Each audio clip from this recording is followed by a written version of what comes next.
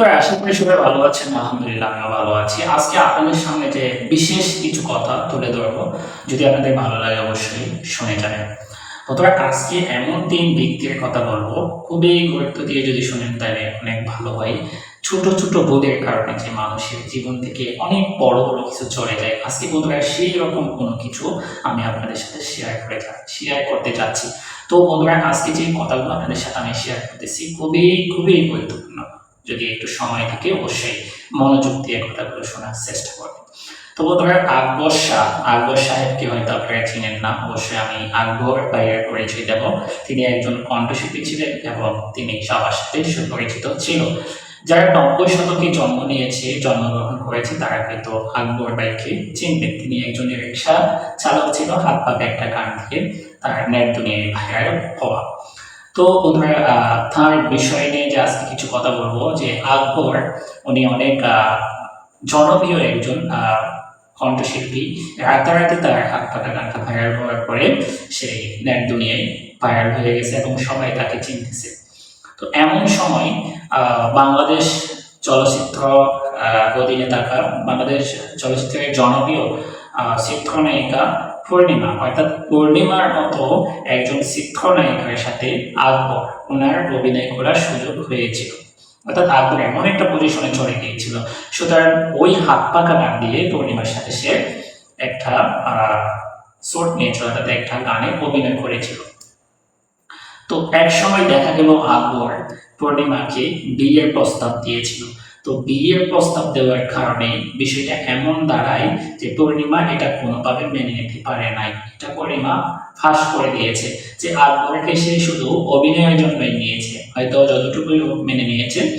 এবং আকবর কিন্তু প্রাথমিকভাবে তার অতটুকুই কাছে কেউ ছিল না, বোঝাপড়া ভালো ছিল না।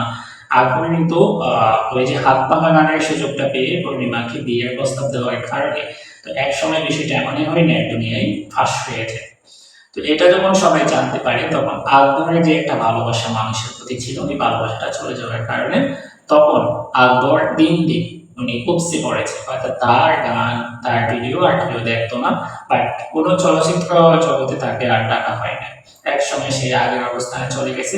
দেখা গেল সে অসুস্থ হয়ে মারা গেছে। অসুস্থ হওয়ার আগেই সে তার চিকিৎসার জন্য অনেক বড় বড় মানুষের কাছে হাত পাতাইছিল। তবে এক সময় দেখা যায় সে খুব অর্থনৈতিক অবস্থা খারাপ ছিল, অর্থনৈতিক সমস্যার কারণে সে মৃত্যুবরণ করেছে। তো এমনই যে মানুষ অতি ভুল করলে যে মানুষের জীবনে কষ্ট আসে, এই জন্য ছোট ছোট ভুলগুলো যাতে মানুষের জীবনে না আসে। তো এখান থেকে আমরা বুঝতে পারি। দ্বিতীয়ত, আমরা চলে যাচ্ছি আসলে এই যে শিল্পী নোবেল, যে আমরা সবাই চিনি, সে কিন্তু ভালো ভালো গান গেয়েছিল। বিশেষ করে সে জেন্সকে বেশি ফলো করে গান করতো। জেন্সকে ফলো করে তার 10টা গান মোটামুটি রিলিজ হয়েছে। সে জেন্সকে ফলো করে মোটামুটি ভালো একটা পজিশনে আসছে। তো এক সময় দেখা গেল যে যখন সে ভাইরাল হয়ে গেছে, সবাই জানছে চিনছে, ভালো সাপোর্ট দিচ্ছে, এই সময় আহ নোবেল একটা স্টেজে উঠে, হয়তো একটা গানের স্টেজে উঠে সে জেমসকে নিয়ে কটূক্তি করেছে।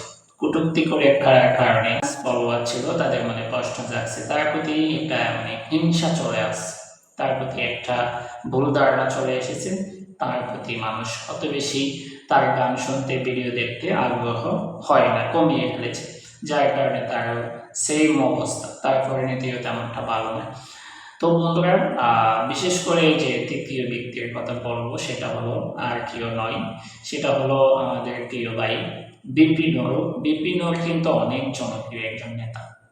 মানে তৃণমূল থেকে যদি বলি যে সে অনেক জনপ্রিয় এবং সবার ভালোবাসার, সবার আপন স্নেহের এমন একজন নেতা। সে অনেক সুন্দর কথা, ভালো কথা বলতো। বিএনপির প্রতিটা সম্মেলনে সে উপস্থিত থাকতো। তার দায়িত্ব কাজ অনেক ভালো ছিল, এমন একজন নেতা। কিন্তু সে সামান্য একটা ভুল করেছে। সামান্য ভুলের কারণে সে অনেক অনেক পিছিয়ে পড়ে গেছে। অর্থাৎ যে বিভিন্ন যে কাজটা করেছিল সেটা হলো যে সাধারণত আমরা যে জানি বর্তমান সময়ে ইসরায়েল বাংলাদেশের একেবারে কি দুশ্মন। অর্থাৎ বাংলাদেশ ইসরায়েলকে খুব খারাপভাবে চেনে, অর্থাৎ বাংলাদেশের পণ্য পর্যন্ত বন্ধ করে দিয়েছে বাংলাদেশে এমনই, বা বিভিন্ন রকম কটূক্তি করতেছে। এবং যেটা যে ফিলিস্তিনিদের সাথে যে ঘটনাটা ঘটেছিল এরপর থেকেই মানুষ হামলা, মানুষ মারের দাবি, জঘন্যতম কাজের কারণে ইসরায়েলকে মুসলিম কান্ট্রিগুলো সাধারণত বাংলাদেশ অনেক ঘৃণা করে, ঘৃণার চোখে দেখে। তো সেখানে গিয়ে বিভিন্ন ইসরায়েল গিয়ে শীর্ষ নেতাদের সাথে বৈঠক করেছে। তো বৈঠক করার কারণে সেটা যখন ফাঁস হয়েছে, তো যার কারণে সেটা এমনই ঘটেছে সবার মনে যে মানে ভালোবাসাটা সে কেড়ে নিয়েছে, অর্থাৎ ভালোবাসাটা কমে গেছে। যে বিভিন্ন এত ভালোবাসার মানুষ কি ভালো জানে সে কিভাবে ইসরায়েলে গিয়ে কি এমন কথা বলতে পারে বা বৈঠক করতে পারে, এমন প্রশ্ন মানুষের মনে মনে চলে এসেছে। তারপরে সেই একটা সংবাদ সম্মেলনে এটা মিথ্যা স্বীকার করেছিল বিভিন্ন। তো আবার আরেকদিন সে লাইভে এসে যে সে বলেছিল হ্যাঁ ঠিক আছে আমি ইসরায়েলে বৈঠকে বসেছিলাম। তো যাই হোক, সবার যে ছোট ছোট ভুলের কারণে মানুষের ভালোবাসা হারিয়ে ফেলে, এই ছোট ছোট ভুলগুলো কিন্তু পরিবারে হয়, বন্ধু বান্ধবদের সাথে হয়, বিভিন্ন কাজে ছোট ছোট ভুলের কারণে আমরা কিন্তু আমাদের জীবন থেকে অনেক কিছু হারিয়ে ফেলি। এই জন্য আমরা বিবেচনা করে চিন্তা করে যদি পথ চলি, তাহলে আমাদের জীবন থেকে এত বড় বড় কিছু আমাদের হারাতে হবে না।